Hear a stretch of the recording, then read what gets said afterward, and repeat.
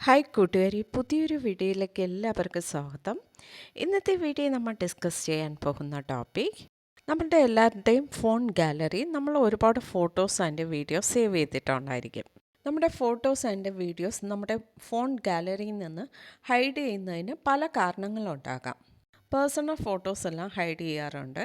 അതുപോലെ bank statement, passbook image, Aadhaar card, pan card image ഇതെല്ലാം നമുക്ക് ഹൈഡ് ചെയ്ത് സൂക്ഷിക്കുന്നത് വളരെ സേഫ് ആൻഡ് സെക്യൂർഡ് ആയിരിക്കും.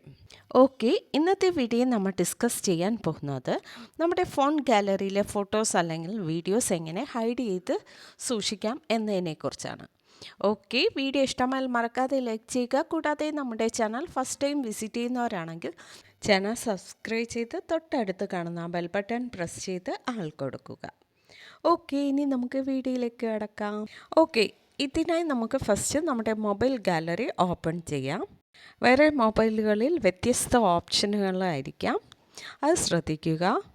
ഗാലറി ഓപ്പൺ ചെയ്യുമ്പോൾ ഇവിടെ രണ്ട് ഓപ്ഷൻ ടോപ്പിലായി കാണാൻ സാധിക്കും: വീഡിയോസ് ആൻഡ് ലോക്കർ. ഇതിൽ നമുക്ക് ലോക്കർ എന്ന ഓപ്ഷൻ ക്ലിക്ക് ചെയ്യാം. ഇപ്പോൾ നെക്സ്റ്റ് പേജ് ഓപ്പൺ ആയിട്ടുണ്ട്. ഇവിടെ നിങ്ങൾക്ക് ഒരു പിൻ നമ്പർ എൻ്റർ ചെയ്യാം. പിൻ നമ്പർ എൻ്റർ ചെയ്യുമ്പോൾ നെക്സ്റ്റ് പേജ് ഓപ്പൺ ആകും. ഇവിടെ താഴെയായി ഒരു പ്ലസ് സിമ്പിൾ കാണാൻ സാധിക്കും.